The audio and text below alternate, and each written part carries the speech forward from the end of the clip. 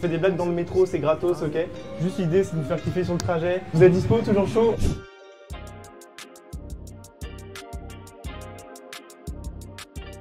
Bonsoir, moi je m'appelle Adrien.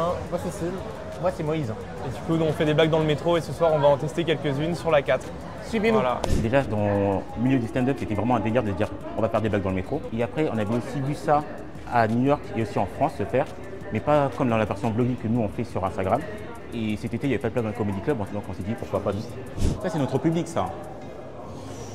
On va voir. C'est moi qui commence. On va voir, on est toujours à la recherche de notre public et là je me prépare, du coup je prépare l'ordre dans lequel je vais dire les blagues, etc. On est un trio d'humoristes, notre but c'est de faire des blagues dans le métro pour vous détendre sur votre trajet. Donc si vous êtes partant, par contre pour faire partie de l'expérience, je sais pas, ça vous tenterait ou pas? Ouais, ça vous va aussi?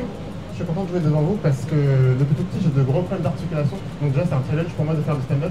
Mais à tel point que quand j'ai commencé la scène, tous les soirs les gens me regardaient et me disaient c'est dommage, t'as du potentiel, mais on comprend pas la chute de tes blagues. Donc ça me faisait mal, mais j'ai travaillé sur moi. Et quelques mois après c'était cool, les gens le comprenaient un peu mieux. En fait j'étais juste pas marrant. J'ai une bouche qui s'éclaircit, ça me va, ça me va. Tu viens d'où à la base? Mais non, où ça? Lorient. Mais non. Merci d'avoir écouté. Franchement merci beaucoup. Là, c'est atypique de ouf, c'est trop bien moi je trouve de voir ça, je trouve que ça peut permettre d'ouvrir un peu la culture et peut-être eux aussi de tester leurs blagues, donc c'est trop cool. Beaucoup de courage pour faire ça, force à eux, bravo à eux, et ouais, bonne initiative, franchement c'est cool. On est le soir à Paris, c'est le métro parisien. Et donc l'idée c'est que nous on propose vraiment de faire des vannes pour alléger un peu le trajet.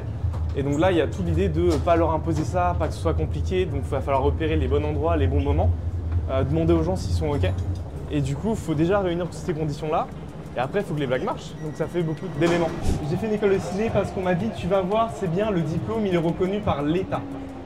Là, ça fait 6 mois, je cherche du travail, il n'y a que l'État qui reconnaît le diplôme, voilà. Oh, j'ai eu une exaltation de rire, ça fait plaisir, je valide. Ok, là, le rire est plus fort, on peut la tester en plateau après, ça fait plaisir. Et ben là, du coup, tout ce qu'on a essayé de tester dans le métro, comme on a pu, on va essayer de le tester justement plus dans le Comedy Club pour voir si on peut le confirmer. Je me suis fait larguer il y a 1 an. Ça va, ça va. On s'est séparés parce qu'on avait trop de points en commun avec mon ex. Je vous jure, c'est possible. Moi, je suis là, j'aime l'art, elle aime l'art. J'aime faire du vélo, elle aime faire du vélo. J'aime les femmes, voilà. Et ça va. J'ai pas le permis. Donc moi, si je mets une femme enceinte et qu'elle accouche, la seule chose que je peux faire, c'est appeler un Uber. Juste récemment, j'étais à un baptême pour la première fois. Il y avait un prêtre, il était sur une estrade avec un micro, il était chaud, il débitait. Il y avait 200 personnes dans le public, elles étaient chaudes, elles applaudissaient.